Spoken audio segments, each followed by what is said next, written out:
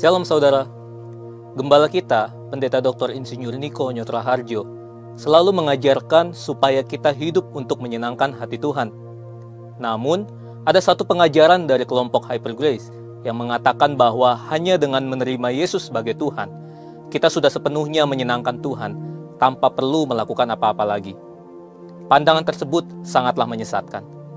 Dalam Voice of Pentecost kali ini, kita akan membahas bagaimana kita menyenangkan Tuhan dalam hidup ini.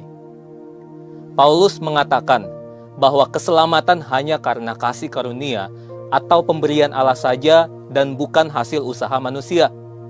Dengan menerima kasih karunia ini, kita menjadi warga kerajaan sorga yang memiliki posisi diselamatkan di dalam Yesus. Namun, selama kita masih hidup di dunia ini, Tuhan inginkan supaya kita anak-anaknya melakukan kehendak-Nya. Hal ini sejalan dengan dua tema dasar perjanjian baru, yaitu pertama, bagaimana kita ditebus oleh Allah, yaitu karena kasih karunia oleh iman. Kedua, bagaimana kita harus hidup sebagai umat tebusan. Efesus 4 ayat 1 menuliskan, supaya hidupmu sebagai orang-orang yang telah dipanggil berpadanan dengan panggilan itu. Hidup berpadanan dengan panggilan dijelaskan lebih lanjut dalam Kolose 1 ayat 9-10. Sebab itu, sejak waktu kami mendengarnya, kami tiada berhenti-henti berdoa untuk kamu. Kami meminta supaya kamu menerima segala hikmat dan pengertian yang benar untuk mengetahui kehendak Tuhan dengan sempurna, sehingga hidupmu layak di hadapannya, serta berkenan kepadanya dalam segala hal, dan kamu memberi buah dalam segala pekerjaan yang baik, dan bertumbuh dalam pengetahuan yang benar tentang Allah. Nah, setelah mengerti ayat-ayat tadi, tentu kita paham bahwa argumen kelompok Hyper Grace mengenai Tuhan sudah berkenan dengan hidup kita hanya dengan menerima Yesus tanpa perlu melakukan apapun juga, jelas tidak tepat. Bayangkan, Zakheus pemungut cukai yang setelah menerima Yesus dalam kehidupannya, keesokan harinya kembali memeras orang-orang. Atau Saulus yang setelah berjumpa dengan Tuhan Yesus di jalan ke Damsyik, kemudian kembali menganiaya jemaat Kristus setelah matanya disembuhkan. Keduanya sudah bertemu Yesus. Keduanya sudah menerima Yesus dalam kehidupannya. Tapi, apakah hanya menerima Yesus tanpa mengalami perubahan hidup bisa membuat Tuhan berkenan kepadanya? Tentu tidak. Berusaha untuk berubah menjadi serupa dengan gambar Tuhan Yesus setelah mengalami kelahiran baru bukanlah suatu tindakan legalistik. Justru Alkitab memerintahkan kita untuk secara aktif mengerjakan keselamatan kita dengan takut dan gentar. Hal itu juga dikuatkan lagi oleh Rasul Petrus yang menuliskan bahwa kita juga perlu berusaha sungguh-sungguh untuk menambahkan kepada iman kita kebajikan, pengetahuan, penguasaan diri, ketekunan, kesalehan, kasih akan saudara-saudara, dan kasih akan semua orang. Jadi, sesungguhnya perubahan itu tidak terjadi secara pasif dan otomatis seperti yang diberitakan oleh kelompok Hyper Grace. Saat menerima Tuhan Yesus, kita dilahirkan baru dengan satu natur ilahi yang secara otomatis mendorong kita untuk berubah dan ingin hidup menuruti Allah. Namun, kita perlu ingat bahwa kelahiran baru itu tidak menghilangkan natur dosa dalam hidup kita. Jika kita hanya bersikap pasif dengan mengikuti dorongan untuk berubah dan tidak secara aktif mengusahakan perubahan itu, tentu kita berpotensi menyimpang dan kembali ke kehidupan lama kita karena kecenderungan dosa yang sudah ada dalam diri manusia akan menghalangi untuk hidup menuruti Tuhan.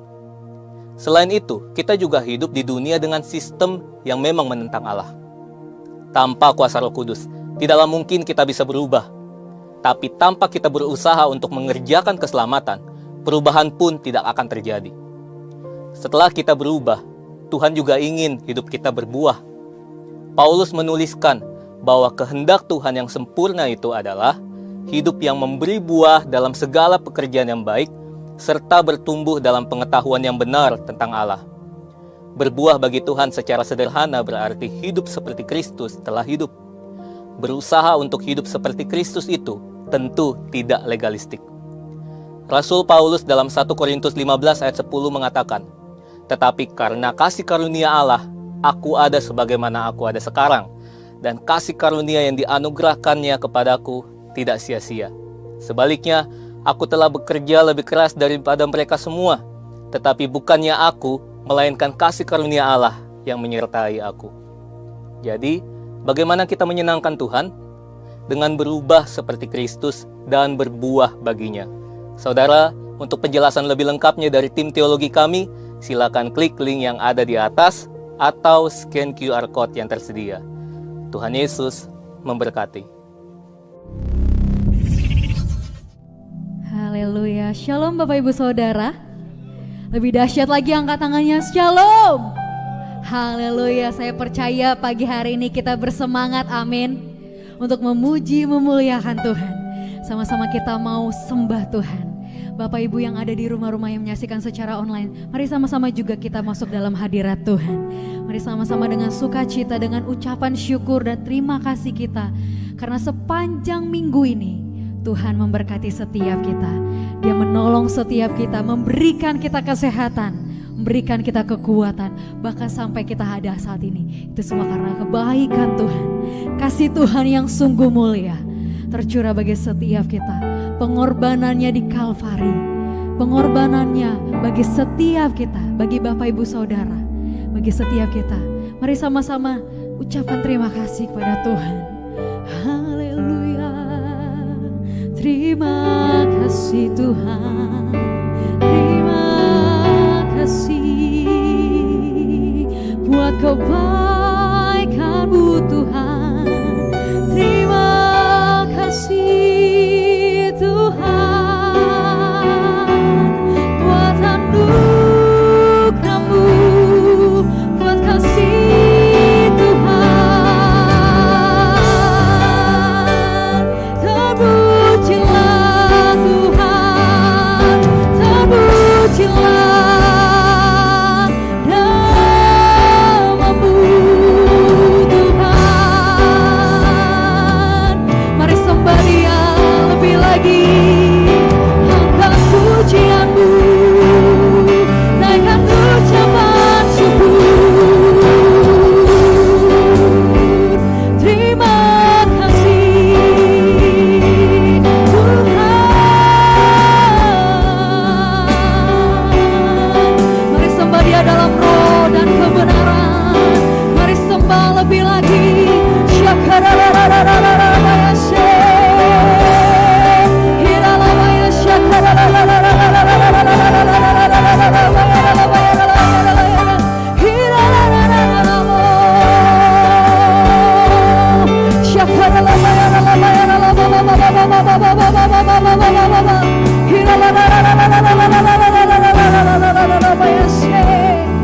Jesus Christ, terima kasih Tuhan.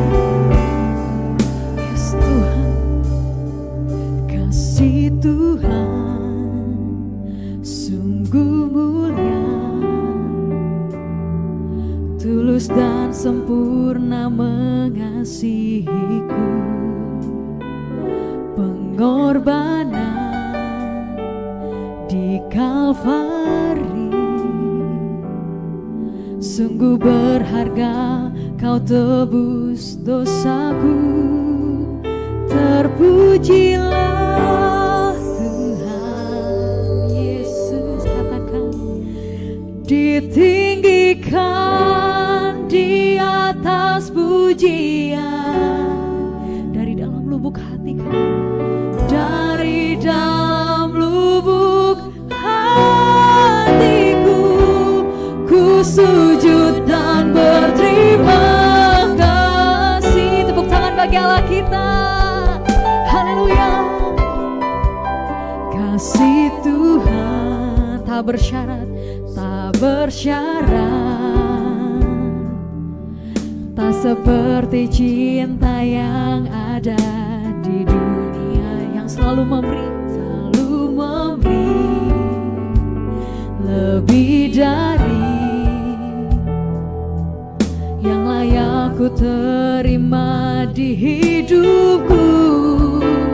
Terpujilah Tuhan Yesus, ditinggikan di atas pujian. Katakan, dari dalam lubuk hatiku, ku sujud dan berterima Terima kasih. Sama-sama bangkit berdiri Bapak Ibu Saudara. Katakan kasih Tuhan sungguh mulia. Kasih Tuhan sungguh mulia, tulus dan sempurna mengasihi. Pengorbanannya di Kalvari, di Kalvari, sungguh berharga, kau tebus dosaku. Terpujilah Tuhan Yesus, ditinggikan di atas pujian. Dari dalam lubuk hatiku, ku sujud dan berterima. Katakan terpujilah, terpujilah Tuhan Yesus, ditinggikan di atas pujian. Dari dalam lubuk hati kami, dari dalam lubuk hatiku, ku sujud dan berterima. Terpujilah, terpujilah Tuhan Yesus. Katakan ditinggikan di atas pujian. Dari dalam lubuk hati kami, dari dalam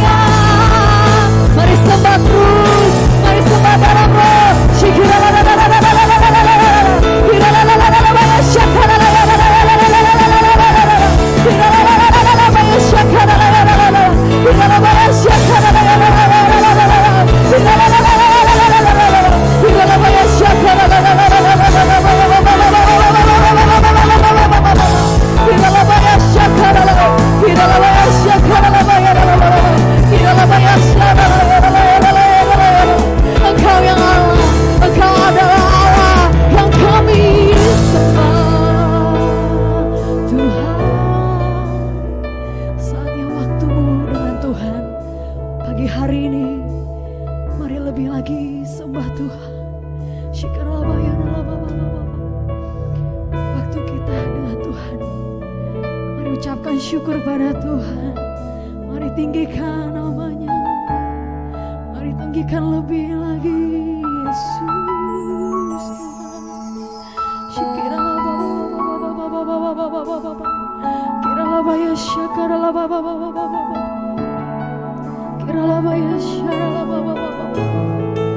Mari terus menyembah Tuhan. Jangan lewatkan waktu ini. Ini waktu kami denganmu ya Bapa, untuk memuji, memuliakan dan membesarkan Raja di atas segala raja. Kiralabaya syakaralabaya ralababa. Kiralabaya syakaralabaya. Hiralabaya syakaralabaya. Hiralabaya syakaralabaya. Kirabaya syakaralabaya ralababa. Jesus, kami sembah, kami agungkan nama-Mu Tuhan. Hirabaya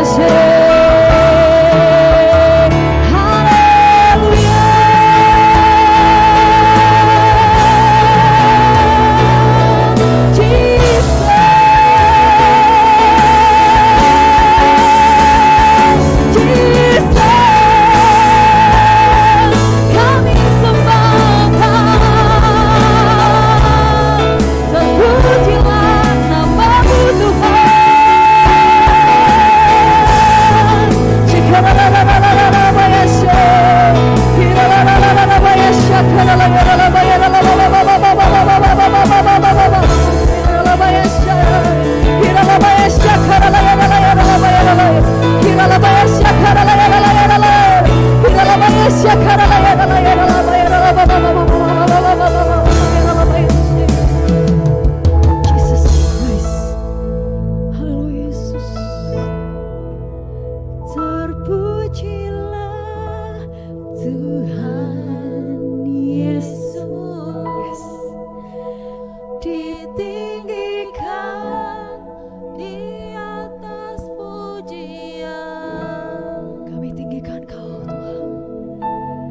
Dari dalam lubuk hatiku, ku sujud dan berterima kasih. Dengan sepenuh hati katakan, terpujilah Tuhan Yesus. Kami memuji-Mu Tuhan. Ditinggikan di atas pujian. Dari dalam lubuk hatiku, ku sujud. Lebih lagi katakan terima kasih. Terpujilah Tuhan Yesus. Ditinggikan di atas pujian. Dari dalam lubuk hatiku, ku sujud dan berterima kasih. Dari dalam lubuk hati kami, dari dalam lubuk hatiku, ku sujud dan berterima kasih. Sekali lagi katakan, dari dalam lubuk hati. Dari dalam lubuk hatiku, ku sujud dan berterima kasih. Sorak-sorak lagi ayat kita, lebih lagi sorak-sorak. Haleluya, haleluya.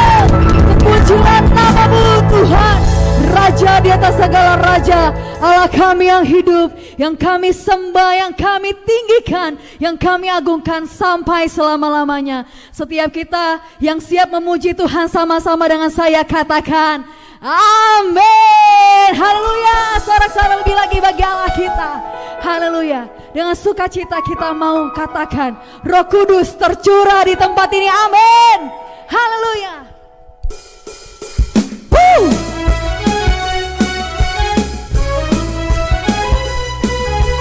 Lebih dahsyat lagi katakan. Sama-sama katakan. Roh Kudus tercurah di tempat ini, urapannya yang ajaib memulihkan umatnya. Roh Kudus tercurah bagi gerejanya, membangkitkan umat pilihan.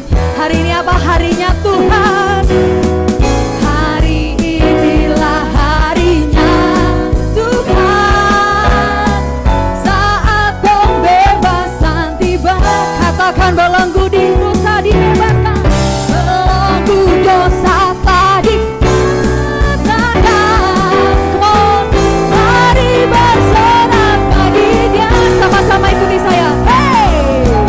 Anggur baru tercurah, penuhi umatnya dengan sukacita. Oh, minyak baru tercurah, urapi umatnya, nyata kuasanya.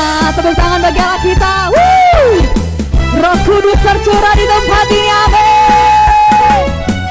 Roh Kudus tercurah di tempat ini, urapannya yang ajaib memulihkan umat. Lebih dahsyat, Roh Kudus tercurah bagi gerejanya, membangkitkan umat pilihannya.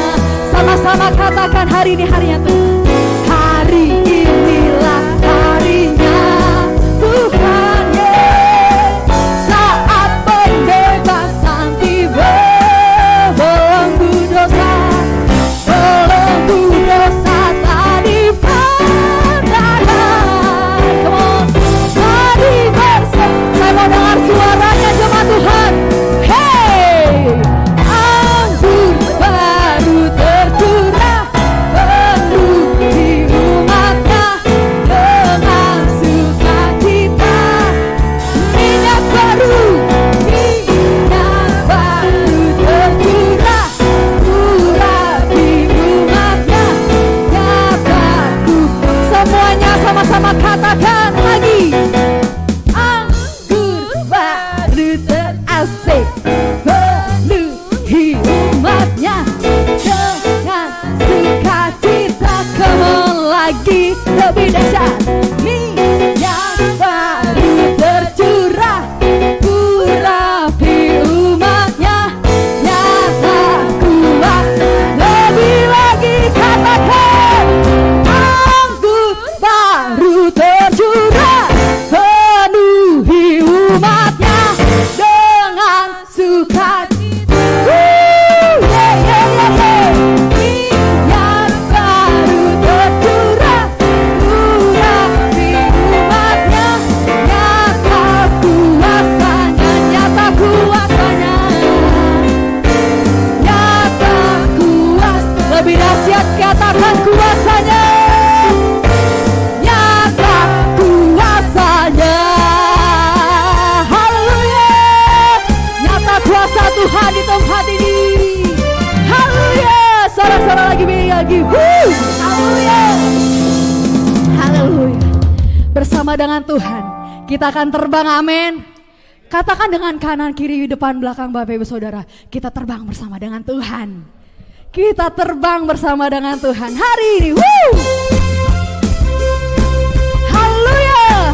Sebab firman-Mu pelita bagi kaki kami Tuhan, terang bagi jalan-jalan kami. Hey, tepuk tangan bagi Allah kita, come on. Sama-sama dengan saya katakan, firman-Mu Tuhan, firman-Mu Tuhan, pelita bagi kakiku. Janji-Mu, janji-Mu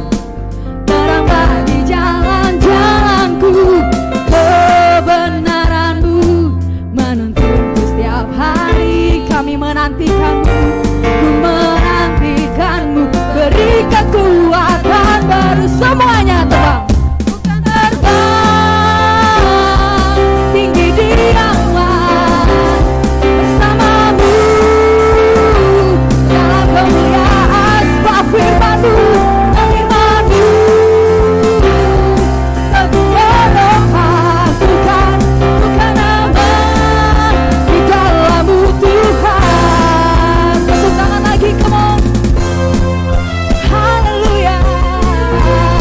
Kami akan terbang bersama dengan-Mu Tuhan selama-lamanya.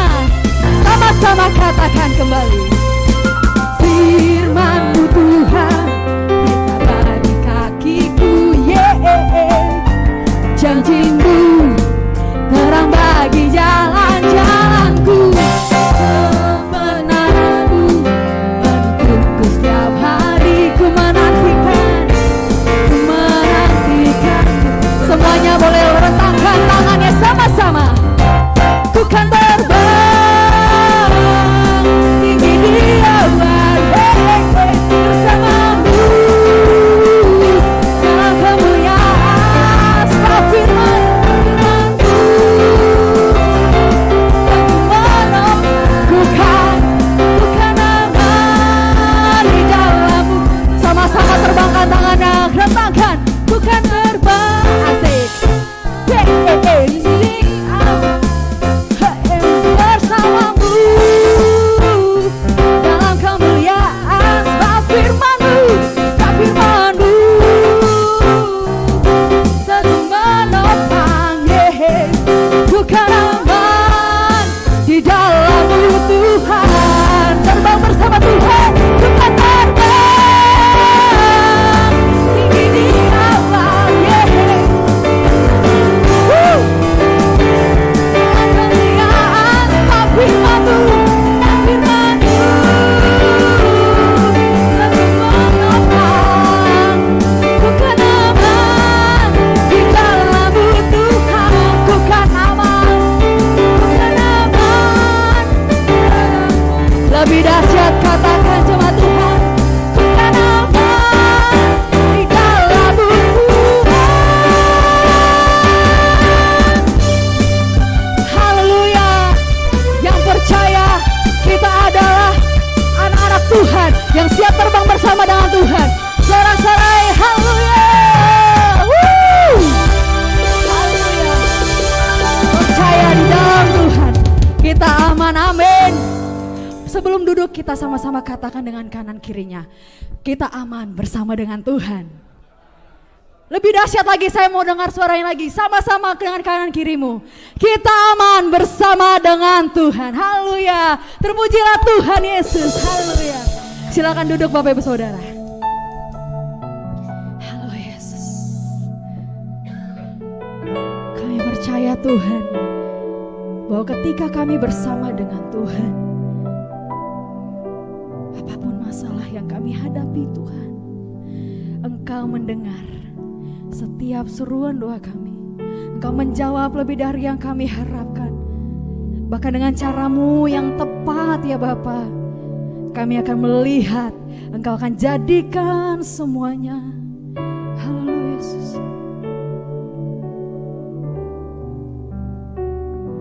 Tak selalu Tuhan menjawab doa, tapi Dia beri yang terbaik di waktu yang tepat. Katakan, izinkanlah Tuhan untuk bekerja, yang mustahil menjadi mungkin oleh karena percaya. Dengan iman katakan, Yesus mendengar lebih dari yang kudoakan.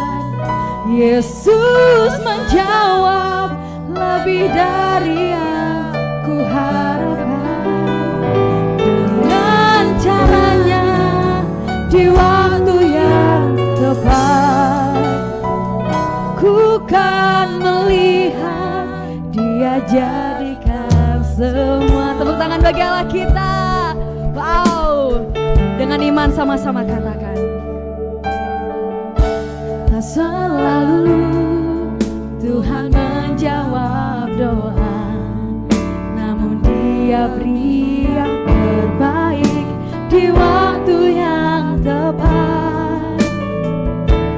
Izinkanlah Tuhan untuk bekerja, yang mustahil menjadi mungkin oleh karena percaya. Dengan iman katakan, Yesus mendengar lebih dari yang kudoakan.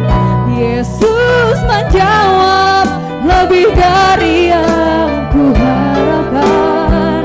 Dengan caranya di waktu yang tepat, ku kan melihat Dia jadikan. Sama-sama bangkit berdiri katakan, Yesus mendengar lebih dari yang kudoakan.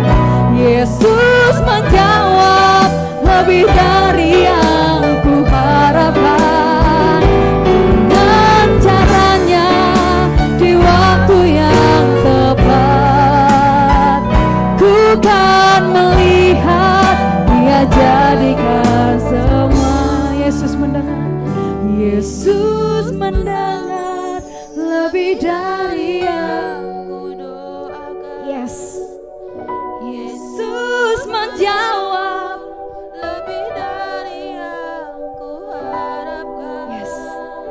Dengan caranya di waktu yang tepat, ku kan melihat Dia jadikan semua. Tepuk tangan bagi Allah kita. Lebih lagi katakan, Yesus mendengar lebih dari yang kudoakan. Oh, Yesus menjawab lebih dari yang kuharapkan.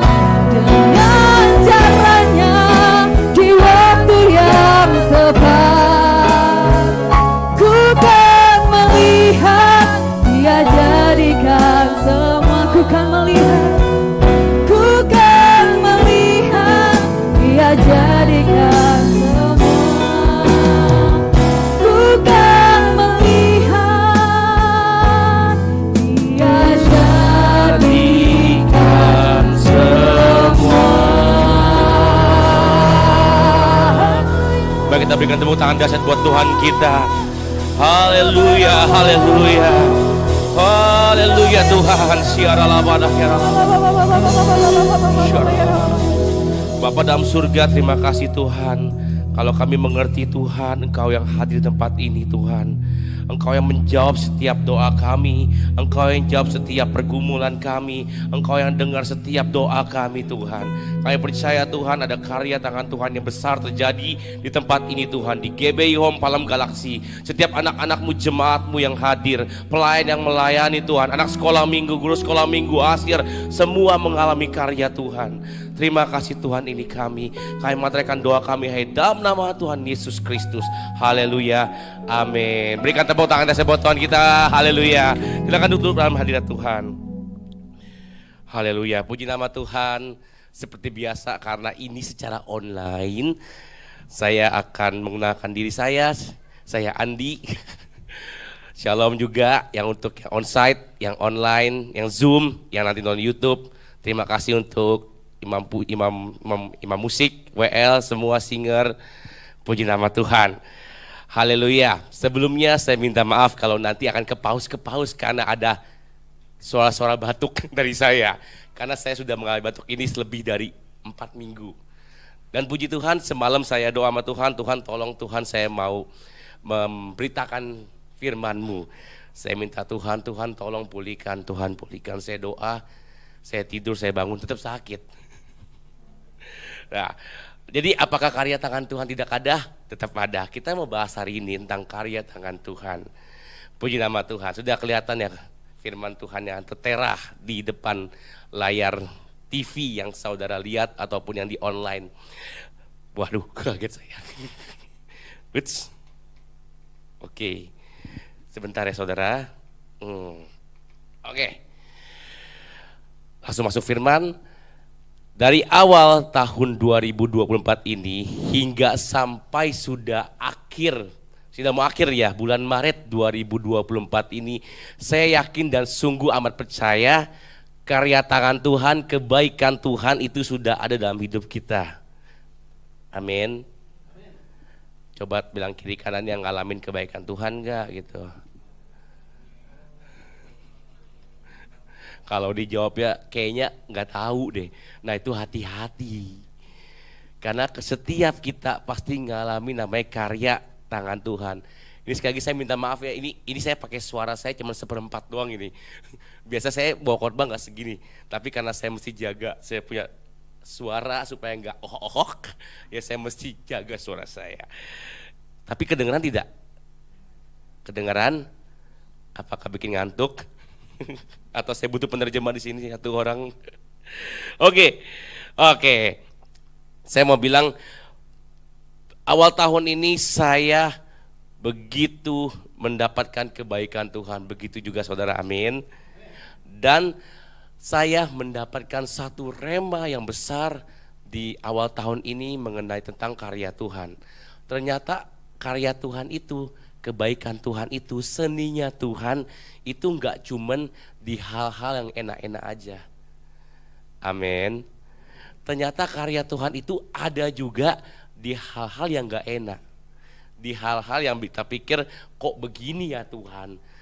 Tapi ternyata enggak hanya yang enggak enak aja, tetapi karya tangan Tuhan ini agak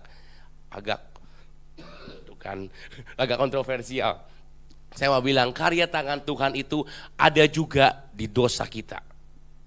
Wah, pada bilang, oh jadi Tuhan pencipta dosa dong. No, Tuhan bukan pencipta dosa. Dosa yang ciptain siapa?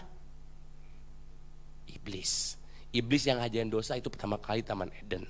Si ular menipu si Hawa, dan Hawa kena tipu. Dan Adam ikut-ikutan dalam dosa. Oke, kita bahas lagi. Ternyata Tuhan juga bekerja di setiap dosa yang kita lakukan. Sekali lagi, apakah dosa itu Tuhan yang bikin? Tidak. Tapi dosa itu ada sebagaimana ada atas seizin Tuhan kita lakukan. Karena setiap kita nih, setiap sebagai suami, sebagai istri, sebagai anak, sebagai kepala keluarga, sebagai pimpinan perusahaan atau sebagai pelayan Tuhan, itu dikasih kebebasan sebebas-bebasnya. Makanya kan selalu dibilang kan tidak ada yang namanya ketuhanan, yang ada kesetanan. Kalau orang udah kesetanan itu paling susah dikasih tahu. Hanya ada satu cara yang membuat orang kesetanan itu bertobat. Nanti kita bahas di poin terakhir saya. Dan itu mesti hati-hati. Sebentar saya buka contekan saya dulu. Oke, kita buka next slide-nya. Kalau saudara lihat di background-nya itu ada gambar apa? Bejana, kendi atau apapun itu terbuat dari tanah liat. Itu dibuat oleh seorang penjunan, yaitu seorang pembuat bejana. Di Yeremia 18:1-6 ini terkenal banget belajar dari seorang penjunan. Kalau saudara ingat, saya pernah ngebawain khotbah. Saya pernah bawain sharing firman Tuhan mengenai firman ini. Yeremia 18:1-6. Tapi judulnya bukan God's Art, tapi judulnya The Second Chance. Loh, kok dibawain lagi? Tapi ternyata saudara, di setiap firman yang saudara baca, karena kitab dari awal sampai sekarang dan selama-lamanya akan sama, amin. Yang sekarang keluar itu versi kedua, versi terbaru, bukan isinya diubah, tapi kata-katanya yang diganti supaya mudah dimengerti. Saudara kalau ke toko-toko buku yang berawalan G, ya tahulah ya, karena dia nggak sponsor di kita, karena dia nggak iklan di kita nggak sebut. Kalau dia sponsori kita, nanti kita tampilkan di sini. Kalau saudara ke toko buku itu, kalau saudara ke toko buku dimanapun saudara berada, itu ada kitab versi terbaru. Coba cari tahu. Makanya jangan ke situ hanya cuma cari komik ya, anak-anak muda nih. Situ cari nih di bagian Christianity. Itu ada bagian Alkitab, itu ada tempelan Alkitab versi terbaru. Isinya sama. Di Yeremia 18:1-6 ini isinya tentang selalu bejana, dan di situ juga isinya bejana. Hanya kata-kata yang dipermudah. Amin. Di Yeremia 18:1-6 ini dikatakan seorang bejana yang membangun sebuah seorang penjunan yang membangun sebuah bejana yang dari sebuah tanah liat dibangun sedemikian rupa, ketika hancur, ketika rusak diapain lagi? Dihancurkan lagi, dibentuk dari awal lagi, ketika salah dihancurkan lagi, dibentuk dari awal lagi. Ini kemarin itu saya bawa tentang second chance. Tuhan kasih baru, kasih baru, kasih baru, kasih kesempatan terus kepada kita. Nah tapi hari ini, nah suara saya udah mulai tinggi lagi nih. Ini saya bisa turun bentar ya, saya tinggi dulu. Kalau udah mulai tinggi lagi terbatuk lagi. Dari Yeremia 18:1-6 ini tentang bejana ini dikatakan mengenai yang saya dapat dalam tahun ini, hal berbeda lagi saudara. Tentang namanya karya Tuhan. Kalau saudara nih, kemarin itu anak saya ditawari sebuah trial di tempat les. Nah, saya nggak boleh sebut nama lagi karena dia nggak sponsor. Nah, ini dia disuruh trial untuk sebuah les, dan lesnya itu tentang kesenian semuanya. Dan menurut saya, dan ketika trial itu saya cukup tertarik karena kan saya orang seni. Saya sangat tertarik dengan hal-hal yang berbau dengan seni itu. Saya suka banget. Saya datang, saya lihat ternyata anak saya diajarin cuma menggambar. Saya tanya dong, Mbak, ini ada nggak sih kayak seni-seni yang levelnya hardcore gitu loh, istilahnya seperti bikin bejana atau bikin scripture ya, scripture itu apa sih, patung-patung gituan ya. Saya bilang, oh enggak Pak, ini hanya menggambar dan menggambar dan menggambar. Saya bilang, enggak deh. Dan harga itu cukup mahal saudara, itu sekitar untuk satu tahun lebih itu untuk 20 kali pertemuan sekitar hampir 18 juta. Saya bilang, wah itu buat apa? Akhirnya saya take off, nggak jadi, saya nggak jadi masuk sana. Dan sekali lagi nggak sebut di sini ya. Nah, di situ ada karya, ada kesenian. Di bejana itu ada kesenian yang dibuat oleh seorang penjunan. Dan kalau di perumpamaan penjunan itu siapa tahu dong? Siapa penjunan itu? Kita. Penjunan itu melambangkan siapa? Menggambarkan Tuhan. Dan kita sebagai bejananya, sebagai potnya, sebagai kendinya. Ada yang bentuknya seperti itu, ada yang lain lagi, ada yang handle-nya ada 2, ada yang handle ada 1, ada yang ujungnya moncong. Setiap kita itu berbeda. Saudara nih, kalau saudara pegang botol ini, kalau saya pegang botol ini ya, saya lepas. Di sini ada namanya apa?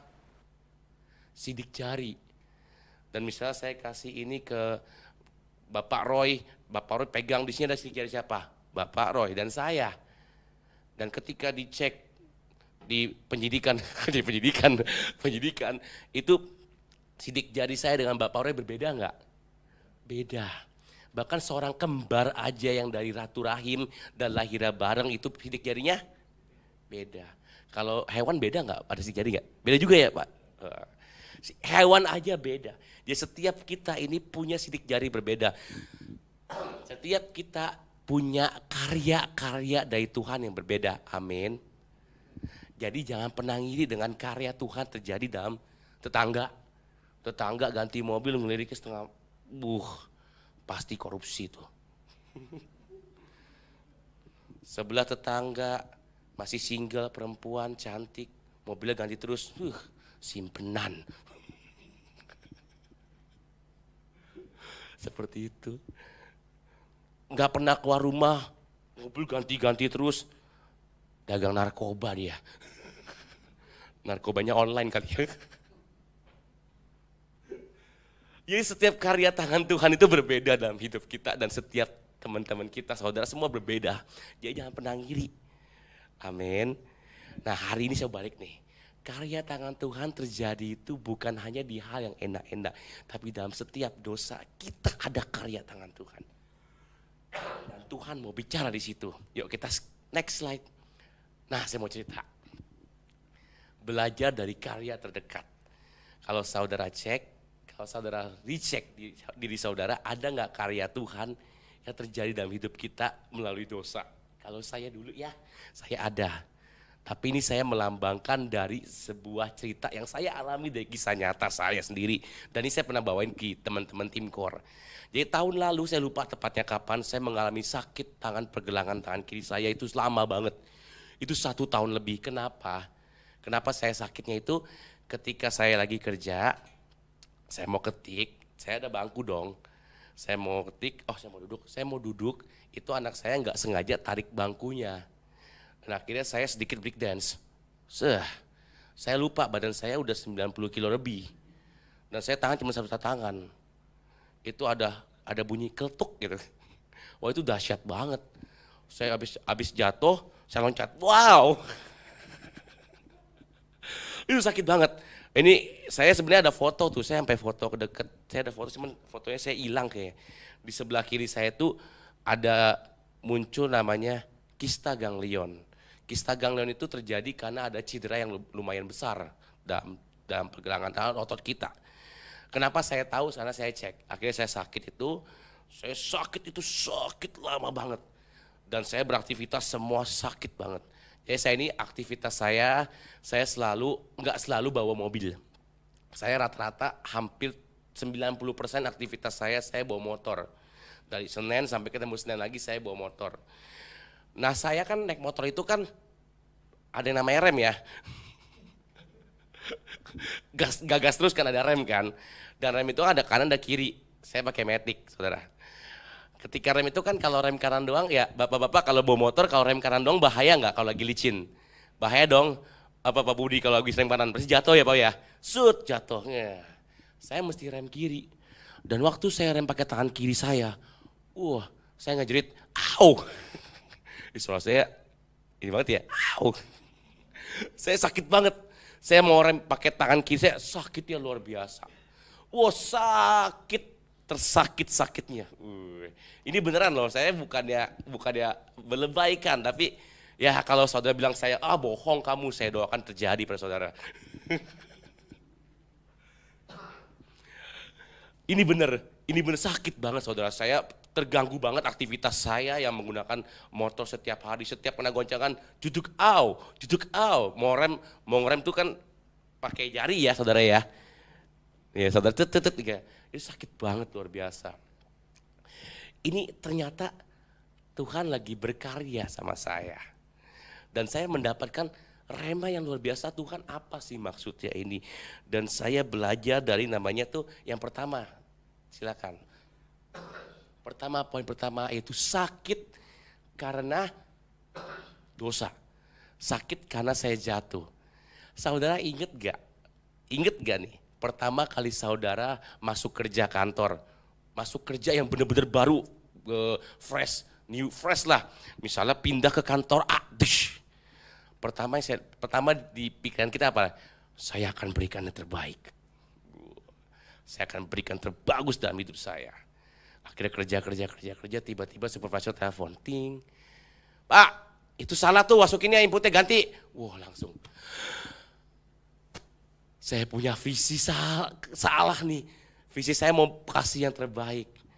Ketika saudara mau ketika saudara baru nikah, suami istri dan istri bilang, aku mau masak buat suamiku, mau kasih yang terbaik. Dan ketika masak ternyata rasanya ada yang enak puji Tuhan, kalau ada yang gak enak, rasanya seperti kayak sakit banget. Nah balik lagi nih, inget gak pertama kita kenal Tuhan, kita bilang Tuhan masuk dalam hidupku, Tuhan masuk dalam jiwaku, Tuhan masuk kontrol rohku, ya kan? Dan kita melakukan dosa. Ya. Itu rasanya apa? Nangis, Tuhan ampuni aku Tuhan. Ya Tuhan Yesus, saya gak sengaja, darah Yesus gitu. Ketika main musik, lagi main drum, tiba-tiba salah, salah. Itu rasanya gak enak ya. Apalagi main musik tahu nih. Apalagi kalau misalnya main keyboard salah, kedengaran banget, salah, kayak sakit banget, kayak rasanya, maunya perfect, tapi kok salah sih. Ini sakit yang pertama kita rasakan pertama kali. Itu kayak siapa? Coba klik deh nextnya. Ini saya teringat banget dengan kisah di Kejadian 3 ayat 1 sampai 8. Saudara nanti baca di rumah nggak apa-apa. Ini tentang apa? Manusia pertama kali jatuh dalam dosa. Dan apa yang dilakukan oleh mereka ketika mereka jatuh dalam dosa? Apakah enjoy? Yo bro, berdosa kita yo. Nggak begitu kan? Apa yang mereka lakukan? Saya bacakan buat saudara karena saya sayang banget sama saudara. Saya baca ya. Di ayat yang ke-8. Ketika mereka mendengar bunyi langkah Tuhan, Allah yang berjalan-jalan dalam taman itu pada waktu hari sejuk. Apa yang mereka lakukan? Bersembunyilah manusia dan istrinya itu terhadap Tuhan Allah di antara pohon-pohonan dalam taman. Ini singkat cerita ya. Ini ada yang perlu saya jabarkan lagi gak cerita tentang ini? Kayaknya udah tahu semua ya. Jadi waktu itu Hawa ditipu oleh roh iblis dalam bentuk ular untuk memakan buah yang dilarang oleh Allah di tengah Taman Eden. Singkat cerita dia ketipu, dia ambil lah, dia makan, dia kasih suaminya. Cobain deh bro, enak nih. Dia cobain lah, habis dicobain mereka sadarlah mereka kalau mereka telanjang. Dan ketika Tuhan datang, mereka ngapain? Mereka nggak bilang Tuhan halo, udah pakai baju nih. Enggak dong. Halo Tuhan, aku telah melanggar dosamu. Enggak begitu dong. Tuhan, aku telah melanggar lo satu-satunya laranganmu. Hebat kan aku? Begitu enggak dia? Begitu enggak mereka? Mereka apakah bangga dengan melakukan pelanggaran itu? Halo? Enggak ada yang pernah bangga ketika pertama kali melakukan jenis dosa yang pertama. Dengarkan lagi ya, saya ulangin lagi. Enggak ada manusia di bumi ini yang pernah bangga melakukan jenis apapun dosa yang pertama kalinya. Dosa itu banyak, kalau saya jabarin hari ini enggak selesai. Dan pertama kali lakuin dosa itu mereka takut, mereka masuk ke dalam semak-semak karena mereka sadar mereka berdosa. Seperti saya waktu saya sakit, saya bilang Tuhan ini sakit banget, ngapain aja sakit. Saya bilang, aduh sakit, saya teriak minta ampun. Ada karya tangan Tuhan gak di sini? Belum terlihat. Belum terlihat karya tangan Tuhan di tengah-tengah dosa kita. Karena masih mula. Tuhan liatin, oh si Aha berdosa tuh. Oke, gue tandain loh. Yang berikutnya. Saudara pernah dengar perumpamaan seperti ini?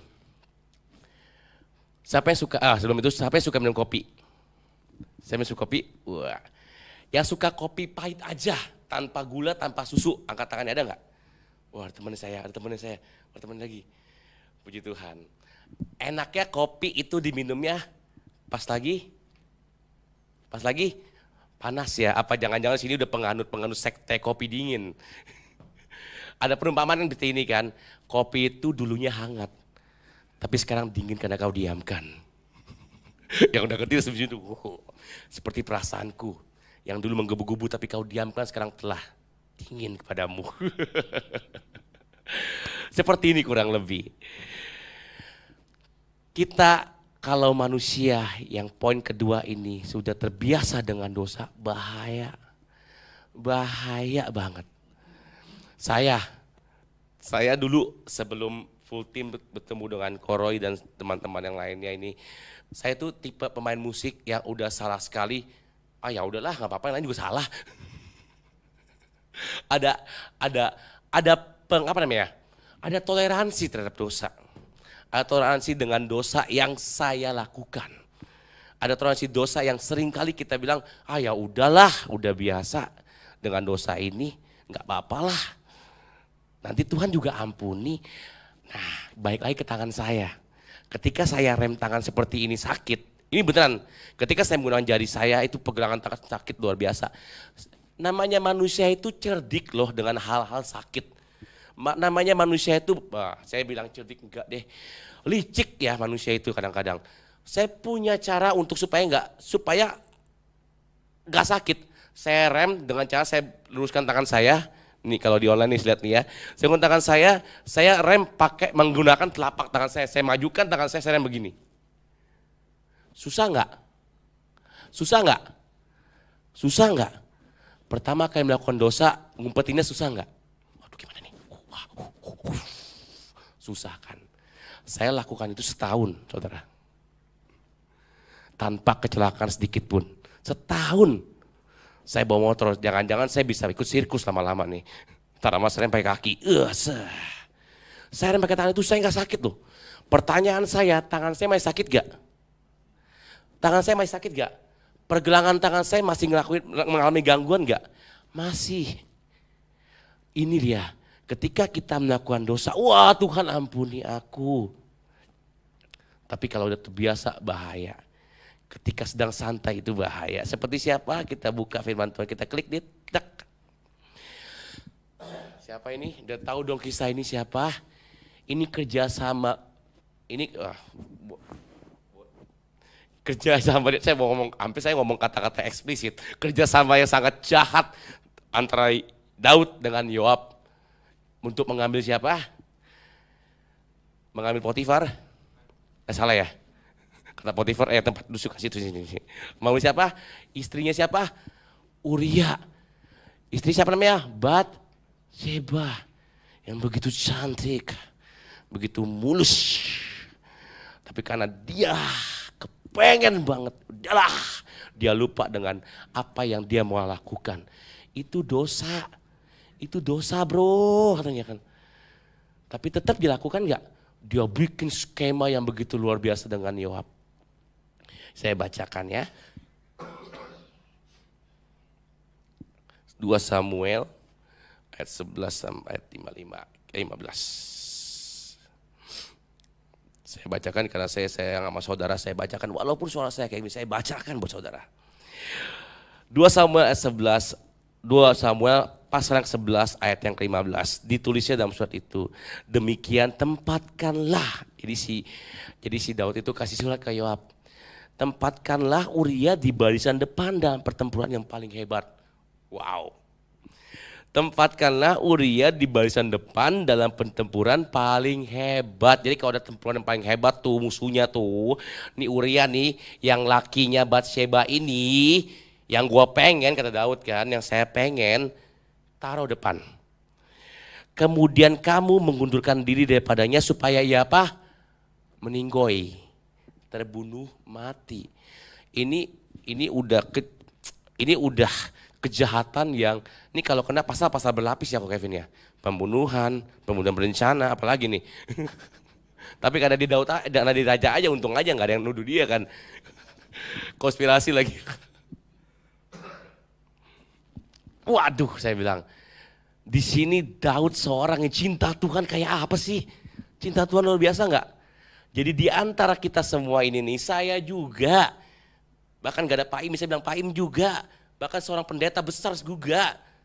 Itu gak ada yang namanya kalau kita kenal Tuhan, kita anti dosa.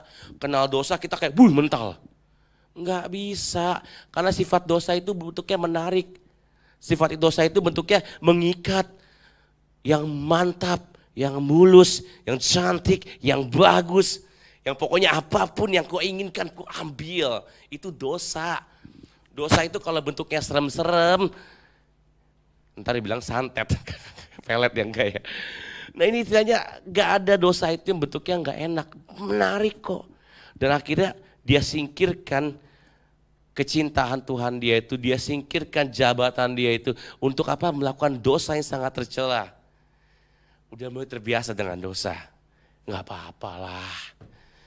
Nanti pun kan ada ininya, ada apanya, ada hal baiknya. Nanti kalau Uria mati, saya menyelamatkan Batseba. Saya nikahkan dia supaya dia hidupnya lebih panjang. Hebat kan?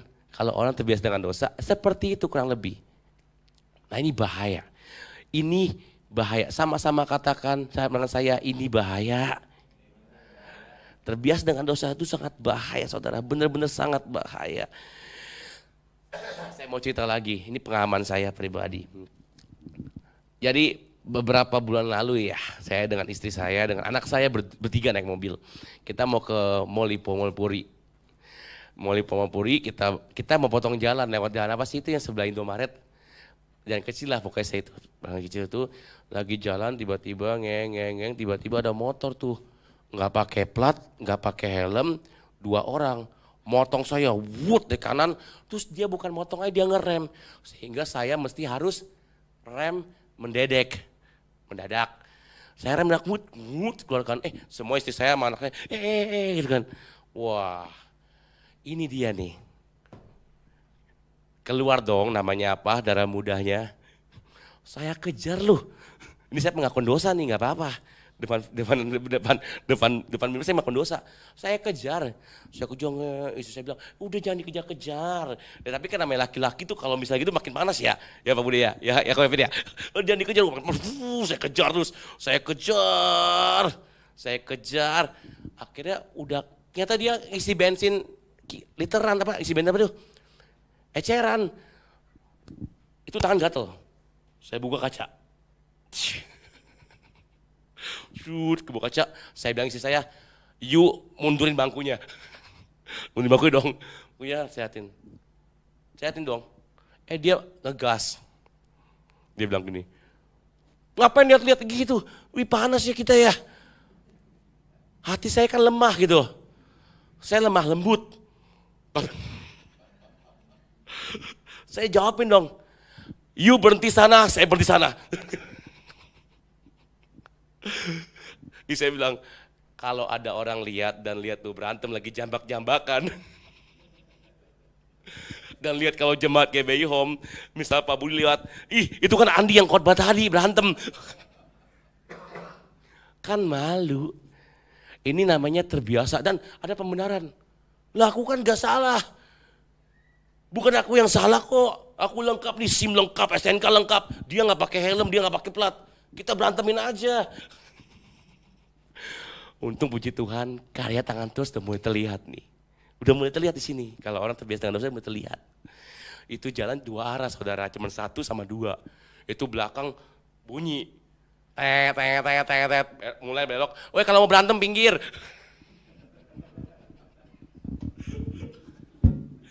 Ini saya sampai sakit perut nih. Beneran, saya ini pengalaman pribadi. Kita tuh hamba Tuhan. Saudara pelayan Tuhan nih, di mimbar, semua kita yang udah terima Yesus sebagai juru selamat, enggak ada yang kebal dosa. Dosa itu menarik kan kalau berantem itu. Seperti itu. Dan saya bilang, pas saya udah lewat itu di tengah jalan, saya masih panas. Istri saya bilang jangan, akhirnya jalan kan. Dia jalan, dia cuma pelan-pelan lagi, dia ngebut. Rasanya mau ngejar lagi, istri bilang udah gitu. Cuma udah doang kayak kaset ulang lo, udah. Itu udah nggak bisa dikontrol, tuh mata udah blank lah, udah gelap mata istilahnya kan kita, ya itulah dosa. Ternyata saya cek, saya pelan-pelan, saya akhirnya udah mau parkir mobil, saya merenung bentar. Siapa tadi yang ngebut? Tadi siapa yang marah-marah? Saya berasa, wah kalau sampai terjadi hal yang aneh-aneh itu semua banyak hal yang dirugikan. Salah satunya anak saya, istri saya, mungkin mobil saya kan dilecetin juga nggak tahu kan, kita nggak tahu ya. Makanya saya bilang, oh Tuhan ini loh ternyata saya masih terbelenggu dengan dosa emosi ya. Emosi ini sebenarnya saya bilang sama Tuhan aku udah selesaikan tugasku dengan dosa marah-marah. Tapi ternyata bukan selesai, terbiasa. Kompromikan dengan kemarahan saya dengan nutupin kalau kita bener loh, ternyata salah saudaraku. Ini dia, bagi saya ini sesuatu yang saya harus bagikan sama saudara. Untuk kita tuh, untuk jaga kekudusan itu bukan sekedar kekudusan, bukan sekedar bicara tentang video porno, bukan bicara tentang hal-hal seksual, tapi ini juga kita bisa gak menahan sesuatu yang kita pikir itu wajar. Marah itu dengan orang yang bersalah itu wajar. Memukul orang yang istilahnya memukul kita duluan itu wajar. Wah itu hal yang susah Pak, Ibu, Saudara semua. Itu susah banget. Bisa gak kita sabar sama orang yang mau neken kita. Bisa nggak kita sabar dengan orang yang mau nipu kita? Itu susah. Itu susah banget. Itu susah banget. Bisa nggak kita sabar sama orang yang udah jelas makan bisnis kita? Bisa nggak? Susah. Tapi pelan-pelan kita belajar sama Tuhan. Oh, lepasin pengampunan. Lepasin. Nah ini dia. Kalau terbiasa dengan dosa ini bahaya. Belum selesai nih. Tapi ini saya mau ceritain kalau kita sudah mulai terbiasa dengan dosa dan terus menikmati dosa. Yang berikutnya. Ditarik kembali dari dosa. Siapa yang tarik kembali? Ini poin terakhir, tenang saudara. Ditarik kembali dari dosa. Siapa yang tarik kembali kita? Cuman siapa? Cuman Tuhan. Ini saya bilangin ya, waktu saya emosi, biarpun istri saya bilang, udah saya nggak peduli. Saya nggak peduli. Pokoknya saya mau kejar tuh orang sampai dapet, selesaikan di tempat. Itu. Kalau orang sudah terbiasa dengan dosa itu bahaya. Nah bisa tarik kembali itu siapa? Cuma Tuhan. Dan kita mau nggak buka hati? Kita balik ke tangan saya. Saya udah mulai rem pakai tangan, pegangan tangan ya. Pakai telapak tangan saya. Singkat cerita pada suatu hari, saya kan bukan kidal, saya tidak kidal. Saya selalu apapun saya lakukan menggunakan tangan kanan. Saya nulis, saya buka apapun saya pakai tangan kanan. Singkat cerita suatu hari saya lagi mau staples surat jalan. Dan gak tahu kenapa saya mau menggunakan tangan kiri saya. Ini real, ini kejadian nyata dan saya sekali lagi ya saya nggak buat-buat. Tolong saudara mengerti, ini benar-benar saya sendiri alamin. Staples tau kan pegang begini, coba tangan begini semua. Tangan begini semua. Ya, staples ceklek ya. Saya mau staples pakai tangan kiri. Saya lupa loh, tangan kiri saya lagi sakit. Saya staples dong. Pas staples jadi, kan kalau staples itu kan nggak mesti ada effort ya. Ada tekan dikit ya, ceklek ya kan. Ini saya tekan. Pas saya tekan, ceklek ada bunyi sini, peletuk. Itu saya dari bangku, saya loncat, bus, bener. Ini kejadian nyata, saya loncat, saya pegangin, wah sakit, beneran. Sakitnya luar biasa, lebih sakit waktu saya sakit merasakan bersalah, waktu merasakan dosa. Lebih sakit ketika tangan saya jatuh, nahan badan saya ketika saya jatuh, waktu si Ebi, anak saya menarik bangku. Ini lebih sakit, jauh lebih sakit. Jadi saudara bayang ya, kalau tadi sakitnya 10, nih sakitnya 1000. Ini beneran, sakitnya luar biasa. Saya pegangin tangan saya nggak balik, terus sampai apa ya? Sampai gemeter, sampai dia merasakan sedikit hangat-hangat gitu di sini. Saya sakit banget. Sampai chat istri saya nggak bisa jemput Ebi deh. Ini nggak bisa ngapa-ngapain tangan. Dan benar, itu sakit full selama berapa? 2 hari. Coba nih, kita klik berikutnya lihat. Di 2 Samuel 12 ayat 1 sampai 25. Ini tentang apa? Tentang nabi siapa? Nabi Samuel. Nabi Samuel menasihati Daud. Kata Samuel bilang, kata Nathan bilang, turun Sam di tempat gue. Nabi Nathan nasehatin Daud mengenai apa yang kekejaman yang dia lakukan terhadap Uria. Dan di saat itu, apakah dia dimaafkan? Dimaafkan. Apakah ada konsekuensi? Ada. Waktu saat Uria mati, Batsheba dinikahi oleh Daud, dan pada pernikahan pertama itu Batsheba mengandung anak daripada Daud. Dan di 2 Samuel 12 ayat 1 sampai 25 ini, saudara nanti baca di rumah, anak itu apakah terjadi dengan anak itu? Apakah lahir sehat? Meninggal. Konsekuensinya ada dari setiap yang Daud lakukan, dari setiap dosa yang kita lakukan. Cuman setelah itu bagaimana dengan Daud? Dia mengalami sedih yang luar biasa.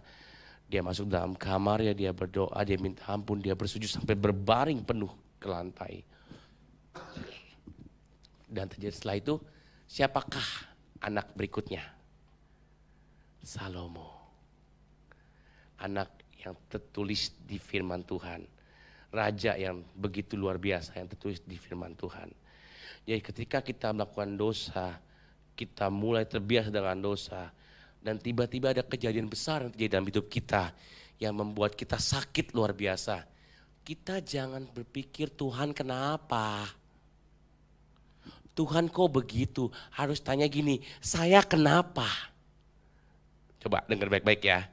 Ketika ada kejadian besar yang begitu menyakitkan dalam hidup kita, kita seringkali bertanya sama Tuhan, Tuhan kenapa? Harusnya tanya diri saya kenapa? Sehingga Tuhan mengizinkan hal yang menyakitkan ini terjadi dalam hidup saya. Ini loh. Waktu saya sakit dalam 2 hari, setelah 2 hari ketiga, ini real juga kejadian nyata. Sampai sekarang, tangan saya sembuh total. Begitu lama sakitnya saya membiasakan diri dengan hal-hal lain, tapi Tuhan bisa jadikan selesai, sembuh total.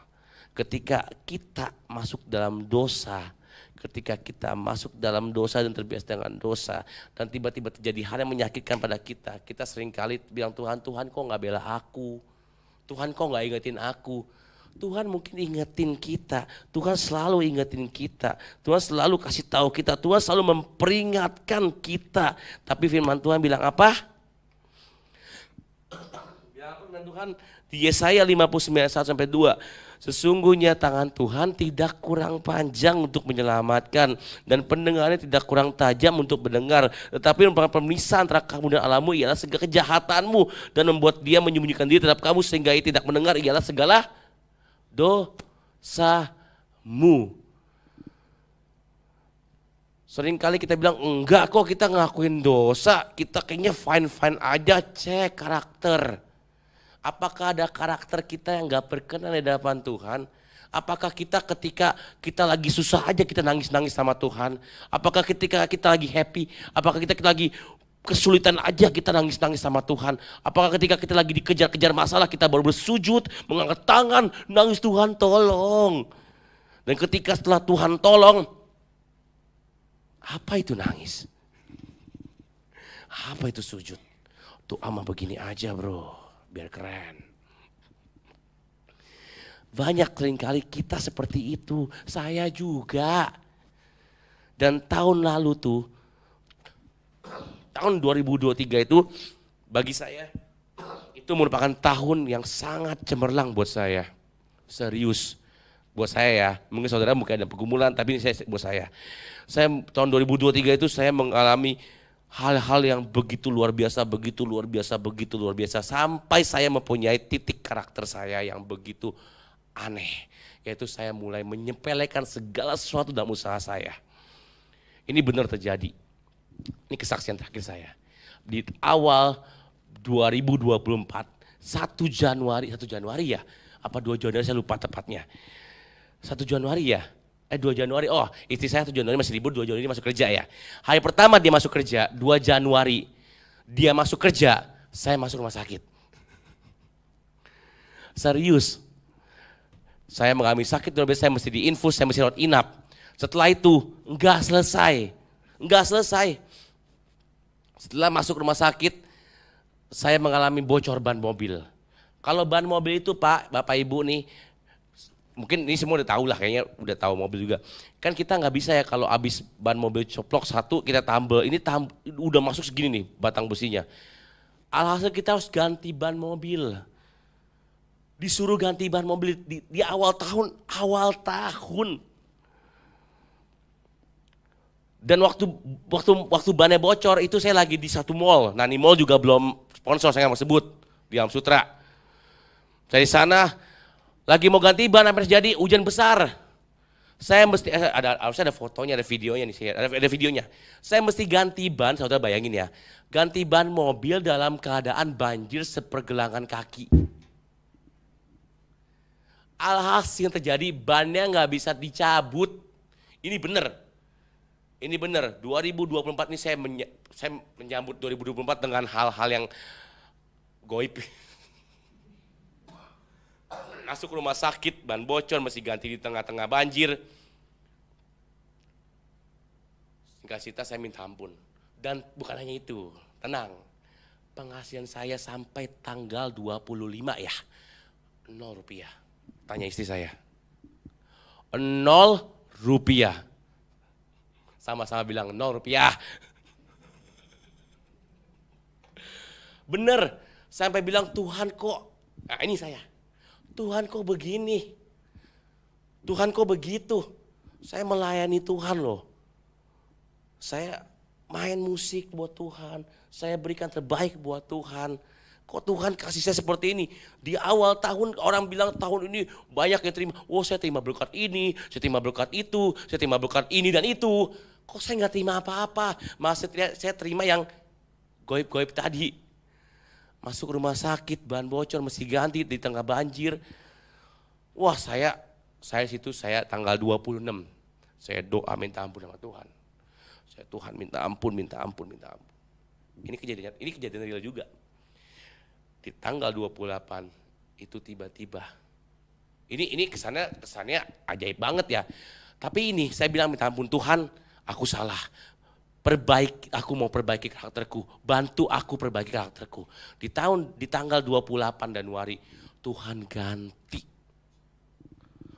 ganti dengan sedemikian rupa. Itu yang di luar pikiran saya, di luar pikiran istri saya. Ini istri semua kok ini di sini semua di 28, bahkan itu menyangkut untuk 2 bulan 3 bulan. Yang harusnya saya dapat selama 2 bulan 3 bulan, di bulan itu saya dapat. Saya kaget. Saya bilang Tuhan ini maksudnya apa? Bukan 3/4 loh, itu di ujung banget. Dan semua payment terjadi di tanggal 31 Januari. Saya bilang nih bagaimana Tuhan untuk bilang apanya? Saya bilang Tuhan itu dahsyat banget. Makanya kalau kita mengalami hal-hal yang kita pikir menyakitkan, kita pikir itu sungguh membuat kita sakit, kita harus tanya Tuhan, karya tangan Tuhan seperti apa yang Tuhan mau dalam hidup kita. Kita klik lagi untuk kesimpulannya. Karya Tuhan selalu ada di dalam setiap hal yang kita lakukan. Hal yang menyakitkan, menyenangkan, dan apapun itu. Maka dari itu apapun yang terjadi dalam hidup kita nih ya, jangan down, jangan takut, jangan khawatir. Walaupun kita sudah masuk dosa yang begitu kelam, pandangan wajah Tuhan, pandangan wajah Tuhan terus mengarah pada kita. Bagi kita yang bertobat dan tidak kembali ke lubang yang sama. Saya undang imam musik, imam pujian, L. Singer. Sekali lagi saya mau bilang, mungkin saya nggak tahu apa yang terjadi dalam hidup saudara masing-masing. Seperti apa yang saudara alami. Dan juga mungkin yang saudara alami itu jauh lebih menyakitkan daripada saya. Atau mungkin ada yang mulai terbiasa dengan hal-hal yang tidak Tuhan berkenan. Atau baru mulai melakukan hal-hal yang tidak berkenan pada Tuhan. Tapi saya mau bilang hari ini, karya tangan Tuhan ada. Karya tangan Tuhan itu ada. Dalam setiap hal yang kita lakukan, dalam setiap hal terjadi dalam hidup kita, itu ada Tuhan di sana. Haleluya. Yuk kita mau berdiri di hadapan Tuhan. Kita pejamkan mata, kita mau berdoa. Mengiringmu seumur hidupku, masuk dalam rencanamu Bapa. Pikiranku, kehendakku, ku serahkan padamu. Harapanku hanya di dalam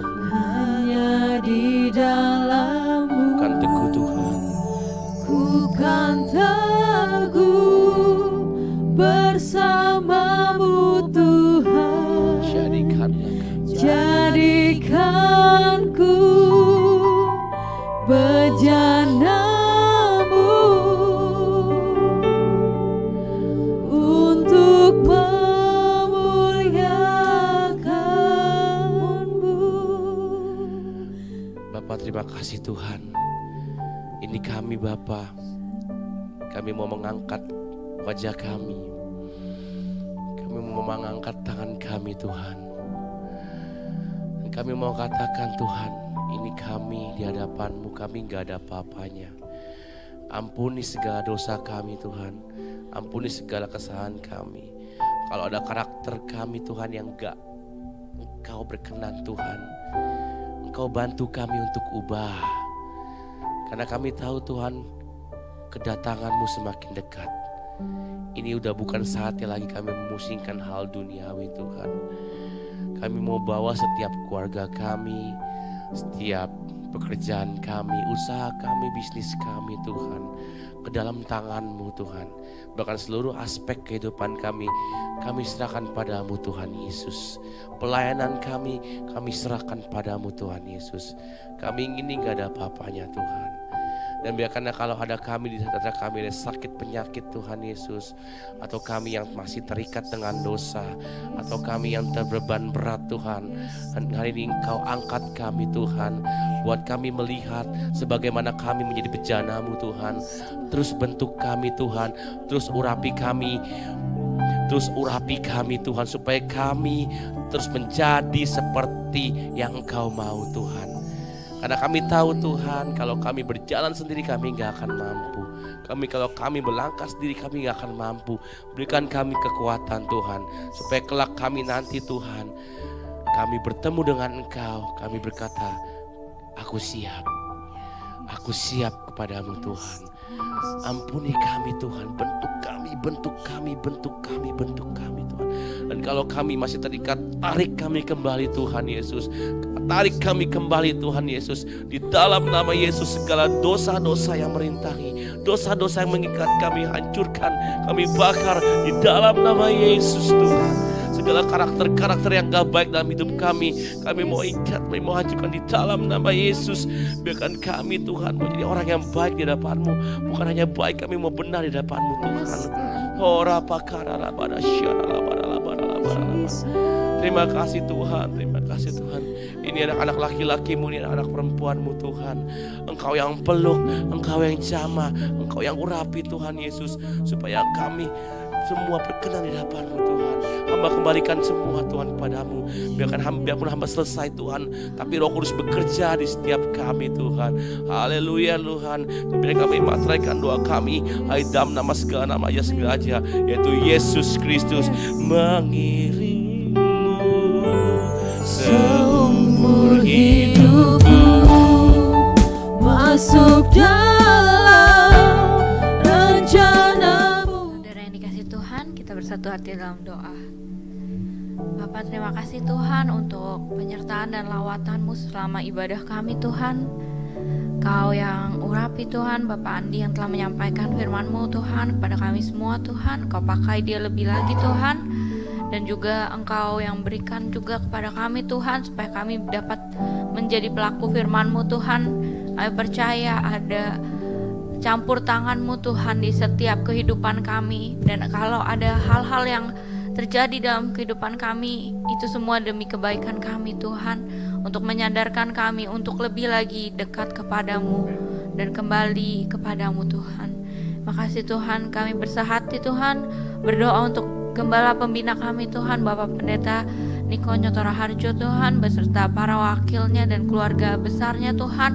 Engkau yang memberikan kepadanya Tuhan visi misimu Tuhan, supaya dapat membawa kami Tuhan untuk lebih lagi mendekat kepadamu Tuhan. Dan Kau pakai, Engkau berkati dengan kesehatan Tuhan, dan juga Tuhan penyertaan-Mu selalu Tuhan. Kami juga berdoa Tuhan untuk gembala kami di CK4 Tuhan, Bapak Weliar Kauntu beserta keluarganya dan juga beserta wakilnya dan gembala-gembala yang ada di bawahnya Tuhan Yesus. Biarlah Engkau yang pakai, lebih heran lagi Tuhan, Engkau jagai kesehatan, juga perlindungan-Mu sempurna Tuhan. Kami juga berdoa untuk gembala kami di tempat ini, Bapak Pendeta Immanuel Stopo beserta Ibu Helen dan juga keluarganya Tuhan. Engkau yang berkati, Engkau jagai Tuhan, dan juga Engkau berikan Tuhan rema-Mu Tuhan, supaya lebih lagi Tuhan membawa gerejamu ini Tuhan ke dalam visi misimu Tuhan Yesus. Makasih Tuhan, kami juga berdoa Tuhan untuk Wakil Gembala kami Tuhan, Bapak Wisnu, Ibu Susi, dan juga Adit Tuhan anaknya. Engkau lindungi dan Engkau berkati lebih heran lagi Tuhan Yesus. Kami berdoa untuk bangsa, negara kami Tuhan. Kami percaya Tuhan, pagar perlindungan-Mu sempurna atas negara kami. Penyertaan-Mu Tuhan senantiasa di tengah-tengah pemilihan presiden Tuhan. Kami percaya presiden dan wakil presiden terpilih adalah yang nasionalis dan yang Engkau sendiri yang memilih Tuhan Yesus, dan Engkau yang jamah setiap orang yang menjabat Tuhan di Indonesia ini Tuhan. Kau berikan kejujuran Tuhan, integritas yang daripada-Mu Tuhan Yesus, dan juga roh takut akan Tuhan melanda negeri ini Tuhan Yesus. Kami percaya Tuhan, kami juga berdoa untuk setiap lembaga yang ada di bawah gereja kami Tuhan Yesus. Kami percaya Tuhan, Engkau akan memakai setiap lembaga yang ada Tuhan untuk terjadinya Pentakosta ketiga Tuhan. Kami percaya Tuhan, dari Indonesia ke bangsa-bangsa, dari timur ke barat dan kembali ke Yerusalem. Kami berdoa untuk generasi Yeremia Tuhan Yesus. Tuhan, kami percaya anak muda-Mu Tuhan yang cinta mati-matian akan Engkau pakai Tuhan Yesus. Biarlah mereka selalu hidup dalam kekudusan dan berjalan sesuai dengan kebenaran firman-Mu Tuhan Yesus. Kami juga menyerahkan setiap jemaat di GBI Home Tuhan Yesus, baik yang secara onsite, online Tuhan, bahkan yang nanti akan menonton Tuhan Yesus. Kami percaya lawatan-Mu terjadi Tuhan Yesus. Engkau sembuhkan setiap yang sakit Tuhan Yesus. Engkau kuatkan yang lemah, Engkau hibur yang susah. Engkau berikan jalan keluar untuk setiap permasalahan. Dan biarlah setiap jemaat Tuhan hidup dengan mata yang tertuju kepadamu, sehingga siap untuk menyambut kedatangan-Mu yang kedua kali. Kami percaya, Maranatha, datanglah Tuhan Yesus. Dalam nama Tuhan Yesus Kristus, haleluya. Kami siap menerima berkat-Mu Tuhan. Kiranya Engkau memberkati aku berlimpah-limpah dan memperluas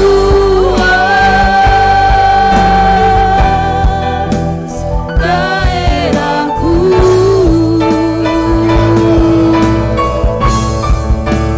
dan kiranya tangan-Mu menyertai aku dan melindungi aku daripada malapetaka, sehingga kesakitan tidak menimpa aku,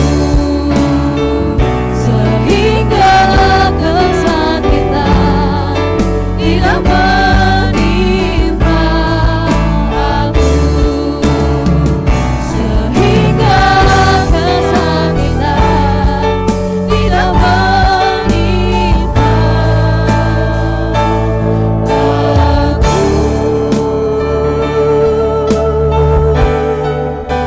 Bapa Surgawi, dalam nama Yesus, mari Tuhan sempurnakan kami Tuhan, ibadah kami pada pagi hari, siang hari ini Tuhan, untuk menerima berkat yang daripada-Mu Tuhan.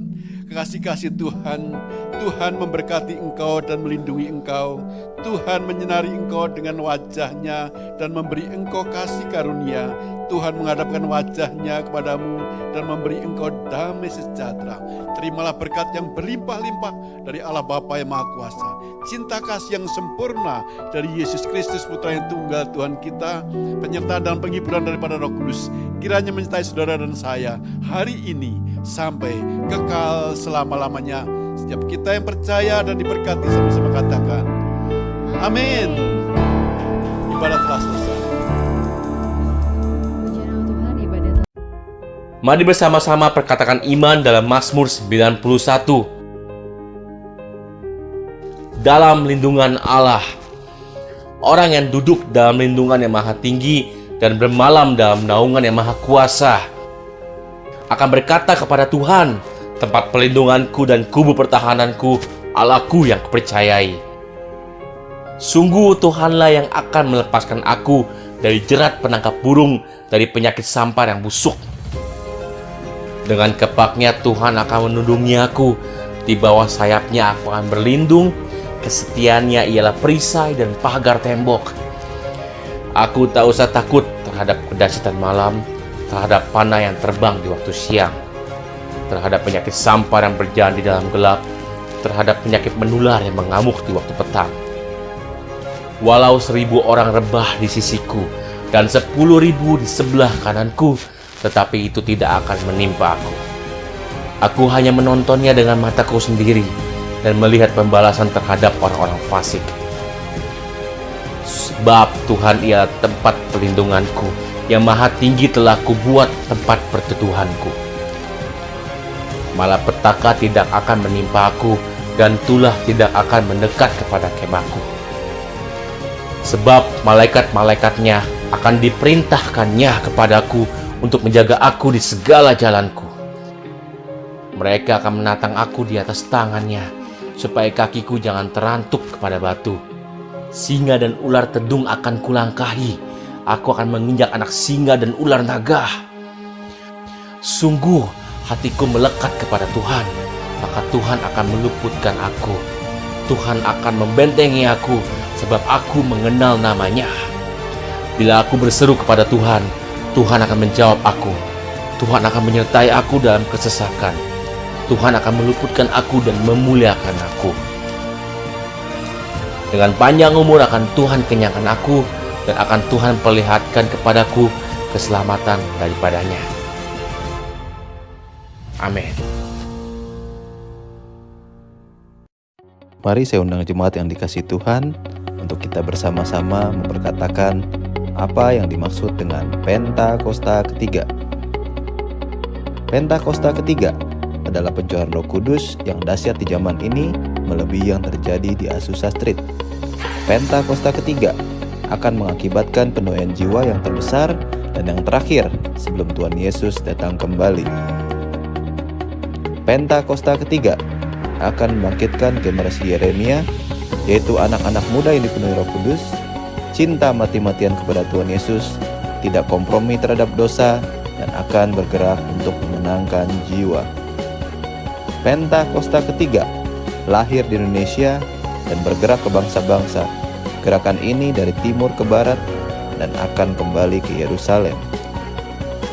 Pentakosta ketiga akan memberikan kuasa untuk menyelesaikan amanat agung, dan setelah itu Tuhan Yesus datang kembali. Amin.